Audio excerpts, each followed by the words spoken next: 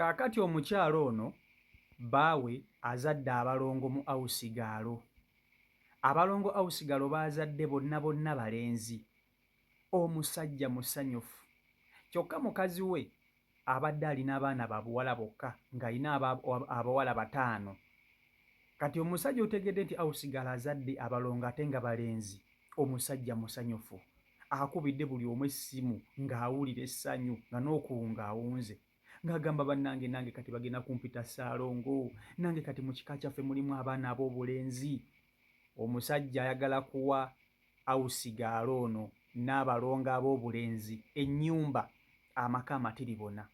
Omukazi w'ewaka munyiivu, bimusobedde alinganga alaba gwe bagenda okulekawo. Awusigalo atwale buli kimu. Kakati wuliriza, nga sinnaba kutuusako vidiyo eno nkusaba ogimpereka like etambule tuwe ku buli muntu. Mu butuufu bw'oba nga ggwe mukazi ono oyinza kukola ki? Mukazi ono mwali mu comment section, buli nteesa yammwe yonna agenda kuba agiraba. Akole ki era akola atya? Bimusobedde. Wuliriza, omukyalo ono engeri gye balinamuko kasente ewaka, agenda aleeta Awusigalo ewaka. Omuwala ono gwe yaleeta Awusigalo nga mwana muto, ali myaka nga 2. Awusigalo bw'amuleeta babeera naye. Yagenda okumuleeta ng'alina abaana baali 4 ne bonna ba buwala. Omukyalo ono azaala bawala bokka. Mu baana 5 baalina mu musajja we moono bbaawe talinaamu mwana wa bulenzi, bonna baana ba buwala. Awusigalo mu kubeerawo abadde yakabeera ne bano babboosi be emyaka 2, nga gye yakabeera nabo emyaka 2. Abadde abakoledde kubanga okufuna Awusigalo n'alwawo eryo ebbanga ate nga muwulize. Awusigalo ono abadde muwulize era omukyalo ono agamba baleeta complaininga ku Awusigalo ono. Abadde muwulize nga muwala muwulize ate nga yeetuma emirimu agikola bulungi nnyo. Wabula nga kyatamanyi nti ate ye ne bbaawe balina ensonga ze batera okukola nga omukyalo ono taliiwo. Munnange omukyalo ono agenda azaala omwana ow'okutaano. Omwana ow'okutaano gwe yazaala yamuzaala ne Awusigalo ono waali. Ow'okutaano omwana gwe yazaala naye yali mwana wa buwala. Kati babadde ne bbaawe mu bufumbo naye ng'omusajja muli awulira waliwo ekibulamu mu maka. Abaana abalina, ssente nga bazirina, naye ng'ayagalayo omwana ow'obulenzi. Ate nga tayagala kwenda bbali, tayagala genda kuzaalazaala baana bbali. Ndowooza nga abadde yaguma ne mukazi wa kisiko, Mukama alibawo omwana ow'obulenzi. Naye nga n'omukazi agamba banange nze sinze Katonda. Katonda omwana gw'aleeta y'oyo gw'aba atuwadde, sinze Katonda. Omwami nga yakigumira era nga takirinaamu buzibu. Kati omwami ono yatandika okusoberera ka Awusigalo kano, natandika okukasendasenda mu nsonga z'omukwano. Nga bw'omanyi ba Awusigalo ebiseera ebisinga kizibu nnyo mukama we okubaako n'ekintu ky'amugamba. Awusigalo ono n'agaana, tekisoboka. Munnange Awusigalo bawa bboosi we atandika okumusendasenda. Mboosi w'omukazi waba taliiwo, omusajja ono abadde akomawo ewaka, abaana nga bali ku ssomero, n'alyoka akola omukwano ne Awusigalo era nga bakolera ddala omukwano.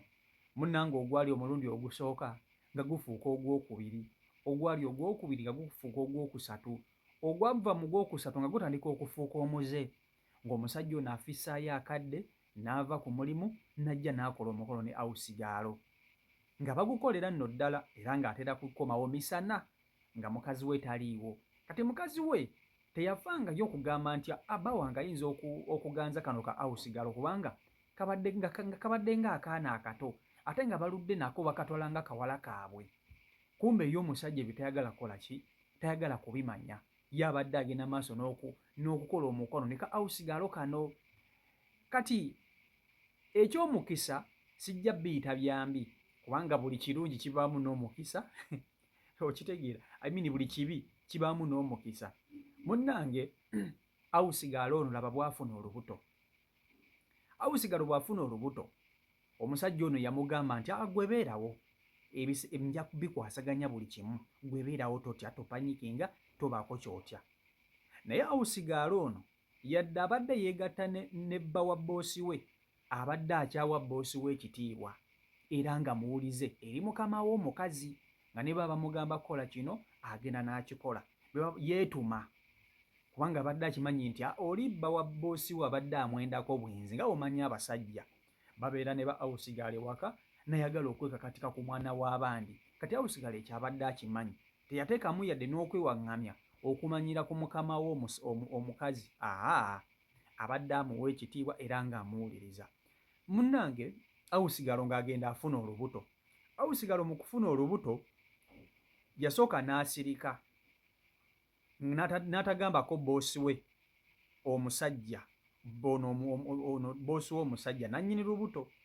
Olubuto luba luweza omwezi kyava amugamba nti nno okimanyi ndi lubuto.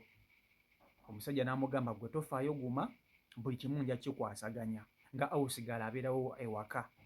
Babeerawo kati boosi w'omukazi agenda okulaba omuwala ono embeera ze zitandise okukyuka nga tandise okusesemasesema bye bitayagala kulya kino bino bisima bimuwunyira bubi kyava mugamba owange tobanga oli lubuto. Agenda okumukwatako n'okumukebera okumunyigaanyigako bw'ati nga ddala kituufu awusigaalo ono ali ki nga awusigaalo ono ali lubuto. Naye awusigaalo n'agezaako okugamba kyava ajjayo akakebera ne bagenda ne bakagula ne baleeta ne bakebera awusigaalo nga ddala kituufu awusigaalo ali lubuto. Boosi we kwe kubuuza awusigaalo boosi ono omukazi kwe kumubuuza oli lubuto naye bulijjo lwaki totugamba nti oli lubuto? Obadde oyagala kubeera n'olubuto mu nnyumba muneeno nga tetumanyi bwe kintu bwe kitukutuukako nga tetumanyi nti lubuto lwe lukunyoola lwaki bulijjo toyogera? Ye luno olubuto lwani? Ani nannyini lubuto luno? Omanyi abawala mwe ba awusigaalo mumanyi okutambulatambula n'okuzungazunga. Awusigaalo yasirika teyamugamba. Yamugamba taata w'olubuto mumanyi era gy'ali. Kumbe Semaka nannyini lubuto waali awo buli kimu akiraba era buli kimu akiwulira. Omukazi tamanyi nti bbaawe ye nannyini lubuto luno. Omukazi ono kyava obusungu bumukwata. Amugamba tubadde ffenna okumala emyaka 2. Lwaki olubuto olufunye kati? Kati omusajja akufunyisiza olubuto agenda kuwasa? Ogenda mu nkyalo tandika okubonaabonereyo n'omwana? Ffe tugenda kukutwala mu nkyalo tetusobola kubeera nawe ng'oli lubuto. Nannyini lubuto ali wali awuliriza buli kimu tayogera. Kubanga ensonga zino ebiseera ebisinga bwe zituuka mu maka abakazi batera okuzikwasaganya n'okuzimaliriza. Abasajja tetubibaamu. Ne bw'oba olina ky'omanyi ne bw'oba tolina ky'omanyi tosobola kubibaamu. Omukazi abeera eri ne awusigaalo we nga boogera ku nsonga zaabwe gwe ng'oli eno osirisa. Kumbe omusajja ono ye akimanye bulungi nnyo nti olubuto lulwe. Omukyalo ono kyava agamba bbaawe tetugenda kusobola kubeera na muwala ono. Omuwala ono ali lubuto. Tetugenda kusobola kulabirira mwana gwe tutamanyi. Yandibadde agenda ewa taata w'omwana n'abeera naye n'amuwasa. Oba si kyo tumutwale mu kyalo abeereyo n'olubuto lwe. Tetugenda sobola kubeera naye. Omusajja yasirika n'amugamba tewali buzibu kasita gwe bw'ogambye. Munnange omusajja kyava avaamu eddoboozi n'agamba tofaayo gwe mumpe nze nja mmutwala mu ki? Nja mmutwala mu kyalo, nja mmuvuga nze mmutwale mu kyalo ewaabwe.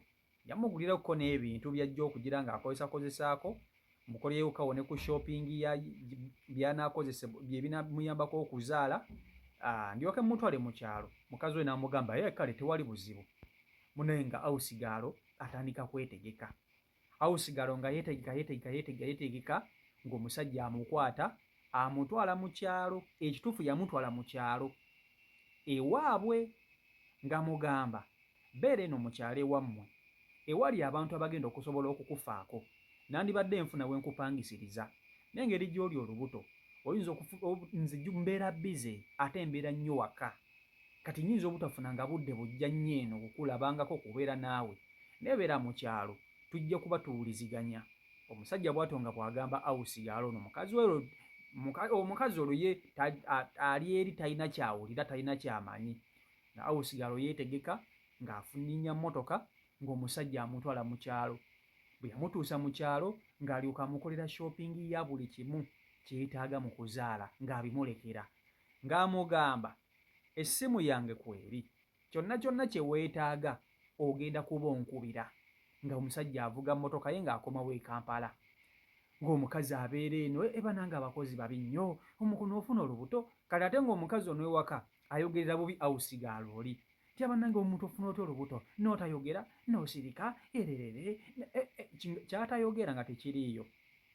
Kumbe awusigaala ogwali mu kuyogerera bw'atyo olubuto lwa bbaawe. Munnange akaseera katuuka awusigaala ono ak'okusumulukuka. Awusigaala atuuka okwagala okusumulukuka, omusajja ono yaweereza ssente bulungi nnyo era teyasuulirira awusigaala ono. Bino byonna byonna babikola omukazi ono tamanyi ow'ewaka. Awusigaala ono mu kusumulukuka buli kimu omusajja yamusindikira ssente, yasumulukira na mu ddwaliro ddungi yadde yali mu kyalo. Yasumulukira mu ddwaliro ddungi, yabasindikira ssente ne bamufunira emmotoka ne bamutwala mu ddwaliro n'azaala. Awusigalo mu kuzaala yazadde baana balongo. Yazadde abaana babiri balongo ate nga bonna bonna ba bulenzi. Mujjukire omukazi ono ow'ewaka ye alina abaana bawala bokka bali 5. Daba awusigalo bw'azaala abaana ab'obulenzi. Kati omwami ono aba ali ku mulimu nga bamukubira essimu nga bamugamba nti munnange ono munnoowo amaze okumusumulukuka era asumulukuse bulungi, naye azadde balongo. Nti ekiki? Ye azadde balongo. Omusajja kwe kubuuza azadde balongo ki? Ne bamugamba nti bonna baana ba bulenzi. Omusajja n'azirika, omusajja n'agwa eddalu n'agamba balenzi nti ye balenzi. Ate omusajja omulimu teyaguggalira wakaawo, yaggalawo omulimu n'ava ku mulimu n'annyuka n'alyoka agenda ng'akuba enduulu, ndi Ssaalongo, ndi Ssaalongo, ndi Ssaalongo, ndi Ssaalongo, ndi Ssaalongo, ndi Ssaalongo. Bannange nange kati ndi Ssaalongo, nina nange abaana abalenzi mu kika, ekika kyaffe kifunye abaana abalenzi. Ng'omusajja musanyufu, ng'omusajja musanyufu. Mukazi wannyuka yamusangaka omusajja nga yatuuse dda ewaka. Ng'omusajja musanyufu n'amugamba ndi Ssaalongo, teyatya kumugamba, n'amugamba ndi Ssaalongo, ndi Ssaalongo, nazadde abaana abalongo ate bonna balenzi. Omukazi kwe kumugamba oli Ssaalongo otegeeza ki?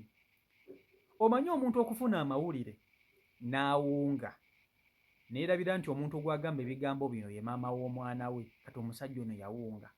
Jjukira bwe yafuna amawulire ganeeno ag'okuba nti awusigala azadde abalongo, yakubira buli omu essimu, yakubira mikwano gye n'abagamba nzadde abalongo ate bonna balenzi, ndi Ssaalongo. N'akubira bamaama be, n'akubira baganda be, n'akubira buli omu gw'awulira gw'ayagala okumutegeeza nti azadde abalongo era bonna balenzi. Kati ng'omuntu asembayo okumanya yali mukazi we ow'ewaka era yakimugambye, n'amugamba ndi Ssaalongo. Essaawa zino awusigalo yaakazaala abaana era nakati akyalina mu ddwaliro kubanga akyali nakawere, akyali mu ddwaliro, naye omusajja essanyu lyawulira. Omukazi olwamugudde mu matu nti bbaawe azadde abalongo ate bonna bonna balenzi. Kwe kumubuuza ani mukazi kyoyo gw'ozaddemu abalongo, biki by'onyumya? Mu bukakkamu n'amugamba nti ono omuwala yali wano, olwo olubuto lwe yali alina lwali lwange. Omukazi ebigambo bino tabifunye kuva wa mulirwana, tabifunye kuva wa mukwano gwe, tabifunye kuva waani, wabula byonna byonna abifunye kuva wa bbaawe, mukamwa ka bbaawe. Bbaawe kennyini nga awusigala amaze okuzaala abalongo mu essanyu eringi n'amwegambira nti awusigala ono yagenda okuva ono ng'olubuto olwo lwalina lwali lwange. Kati ate kaazadde abalongo ate bonna nga balenzi. Essanyu mpulira ppitirivu era kwe kukugamba. Omukazi yawunze. Temulaba nti mufuna ebintu ebibaluma mu mitima gyammwe, naye kati njagala weeteeke mu bigere by'ono omukazi okuba nti ggwe mu bulamu obwo ne bbaawo mulina abaana ba buwala. Kyokka bbaawo musanyufu nnyo okuba nti azadde abaana ab'obulenzi mu muwala ate abadde awusigalo wammwe, gwe mumaze naye emyaka 2 ng'oluusi mumuyita na muwala wammwe, kati ye musajja ono. Pulaani z'omusajja ono zaalina eri awusigalo n'abaana bali ayagala kubagulira maka. Omusajja agamba nti abaana be tebasobola kubeera mu buyumbayumba buno musimanya abapangisirize bu boys quarter nedda. Ayagala kubagulira maka babeere mu nnyumba nga yaabwe. Ayagala bateeke mu bulamu nga mu butuufu yes. Omukazi kimuluma. Agamba mu butuufu akolere ki omusajja ono? Akwate ekkubo ebintu bye babadde bakoze n'ennyumba yaabwe gye babadde balina bimulekere yatambula agende amuleke n'abaana be. Akole ki? Naye bimusobedde, awulira obulumi, awulira afa. Omusajja yakimwegambidde kennyini balina abaana, ssente balinamu. Mukyalo ono ssente balinamu. Naye ekyokkola kimubuze, asobeddwa tamanyi kyazzaako. Akole ki? Kubanga ekisinga okumuluma kwe kuba nti oli mukazi munne ate ye azadde balenzi ye baatalina. Ate nga bbaawe alaga mu bulamu bwe asinga kwetaaga abaana balenzi. Kubanga abaana ab'obuwala abadde nabo. Kati abadde alaakinga abaana abalenzi. Ate awusigalo baazadde. Kati omukazi kimuluma ekyo kyokka kimubobbya omuntu agamba bannange. Nkole ki? Omusajja si bw'atyo bw'agenda okugenda. Ate nga kisoboka munnange kituufu. Kisobokera ddala. Omusajja ono agenda tuka ekiseera abe ng'abiibiita nnyo bali eri ng'ono takyamubiibiita yadde. Nga bali be baana. Kubanga agenda kubawa amaka, agenda kubagulira ennyumba abateekemu. Omanyi kyekitegeeza omusajja ku mwana omulenzi okimanyi bulungi nnyo. N'abaana ab'obuwala balungi era baana balungi. Ffe abamu ku ffe tusinga kwagala bawala. Yadde abaana abalenzi tubaagala. Naye nze nsinga kwagala baana ba buwala era bwe mba nga ndi wa kuzaala mwana mulenzi ne bwe nzaalayo omu oba babiri bamala abaana b'abawala. Abaana abalenzi basumbuwa boyi.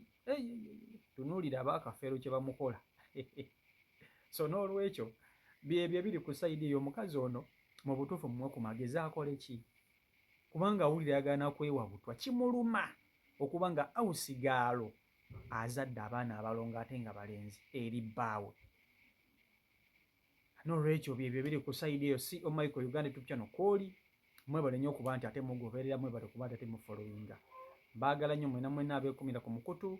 Omukama Katonda abankuumire abankolere obulungi obutagambika. Mubeere bulungi mweraba. Wabula nga sinakubasiibula temwerabira okusubscribinga n'okukozesa CEO Michael Airport Pickup. Mubeere bulungi. Peace and love.